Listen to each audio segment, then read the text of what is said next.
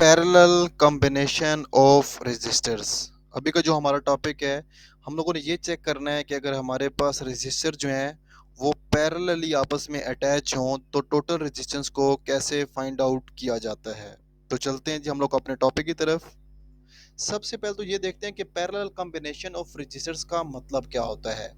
In parallel combination of resistor the end of all resistance are connected across each other and their end join at same points. इसका ये मतलब होता है कि parallel combination of registers के अंदर हमारे पास अगर तीन रजिस्टर्स हों, लेट्स सपोज दैट R1 हो, R2 हो और R3 हो, तो ये तीनों रजिस्टर्स किसी एक कॉमन पॉइंट पर आपस में इनके जो एंड्स हैं वो आपस में मिल जाते हैं। जिस तरह अगर आप इन सारों के लेफ्ट एंड देखें तीनों रजिस्टर्स के, तो वो तीनों इस पॉइंट के ऊपर आके मिल रहे हैं, और इन तीनों के राइट एंड अगर आप देखें तो वो सारे के सारे इस पॉइंट के ऊपर आकर मिल रहे होते हैं।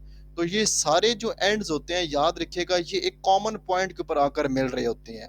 तो ये जो कॉम्बिनेशन होता है ये हमारे पास कहलाता है parallel combination of the resistors. इनको भी सेम हम लोग इसी तरह बैटरी के साथ अटैच कर देते हैं, जिस बैटरी का जो पोटेंशियल डिफरेंस है वो V के इक्वल बनता है।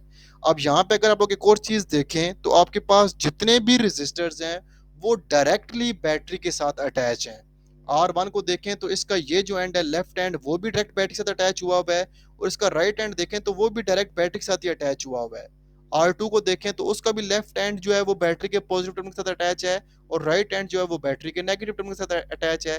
सिमिलरली अगर आप लोग R3 को देखें तो उसका भी लेफ्ट एंड जो है वो बैटरी के पॉजिटिव टर्मिनल के साथ अटैच हुआ हुआ है, और जो इसका लेफ्ट एंड है वो बैटरी के नेगेटिव टर्मिनल के साथ अटैच हुआ हुआ है, राइट एंड जो है वो नेगेटिव के साथ अटैच हुआ हुआ है। तो ये तीनों रजिस्टर जो हैं ये डायरेक्टली बैटरी के साथ अटैच हुए हुए होते हैं। तो इस वजह से हम लोग कह देते हैं कि इन तीनों के अक्रॉस जो पोटेंशियल डिफरेंस है फिर वो सेम रहेगा। जितना पोटेंशियल R1 को मिलेगा उतना ही पोटेंशियल R2 को मिलेगा, और उतना ही पोटेंशियल R3 को मिलेगा, क्योंकि ये डायरेक्ट अब तीनों बैटरी के साथ अटैच हुए हुए हैं। इस वजह से parallel combination of the resistors में जो पोटेंशियल डिफरेंस होता है अक्रॉस ईच रेजिस्टर वो हमेशा सेम रहता है। लेकिन अगर करंट को देखा जाए तो वो सेम नहीं रहता, क्योंकि जब करंट बैटरी से ट्रेवल करता हुआ इस पॉइंट तक पहुंचेगा तो फिर इस पॉइंट से करंट के पास आगे तीन पाथ आ जाएंगे। एक पाथ इसका हमारे पास इस तरफ चला जाएगा जिसको हम लोग I1 से रिप्रेजेंट करेंगे, एक पाथ हमारे पास इसका टुवर्ड R2 मूव करेगा जिसे हम लोग I2 से रिप्रेजेंट करेंगे, और एक इसका एंड जो है वो अक्रॉस R3 मूव करेगा जिसे हम लोग I3 के साथ रिप्रेजेंट कर रहे होंगे। तो अगर देखा जाए जो टोटल करंट है फिर वो तीन पार्ट्स के अंदर यहाँ पर आगे डिवाइड हो जाता है। तो इस वजह से हमारे पास हम सपोज करते हैं कि जो टोटल करंट था उसे हम लोग I से रिप्रेजेंट कर देते हैं, और जो करंट हमारे पास डिफरेंट रजिस्टर की तरफ जा रहा है उसे हम लोग I1, I2 और I3 से रिप्रेजेंट कर देते हैं, which is flowing from R1, R2 and R3। अब अगर आप लोगों ने टोटल करंट फाइंड करना हो तो वो डेफिनेटली इन तीनों के सम के इक्वल बन जाता है, that is I1 plus I2 plus I3। अब ओम लॉ के अकॉर्डिंग हमें अच्छे तरीके से पता है कि V इज इक्वल टू होता है IR के, या फिर I इज इक्वल टू बन जाता है V डिवाइड बाय R। तो I टोटल की जगह पर आप लोग क्या लिख देंगे, V divide by R total. I1 की जगह पे क्या लिख लेंगे, V divide by R1। I2 की जगह पे लिख लेंगे V डिवाइड बाय R2, और I3 की जगह पे लिख लेंगे V डिवाइड बाय R3। अब यहाँ पर V मैंने सेम रखा हुआ है क्योंकि ये हमारे पास बैटरी के अंदर तीनों रजिस्टर्स के अक्रॉस सेम है, ये डिफरेंट नहीं है।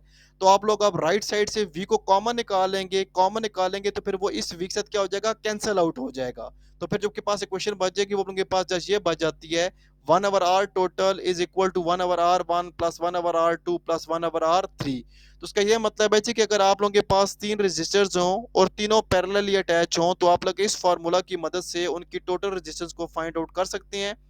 टोटल रेजिस्टेंस जो निकलेगी वो रेसिप्रोकल की फॉर्म में निकलती है। आप इसका जब रेसिप्रोकल लेंगे तो उनके पास ओरिजिनल रेजिस्टेंस आ जाएगी।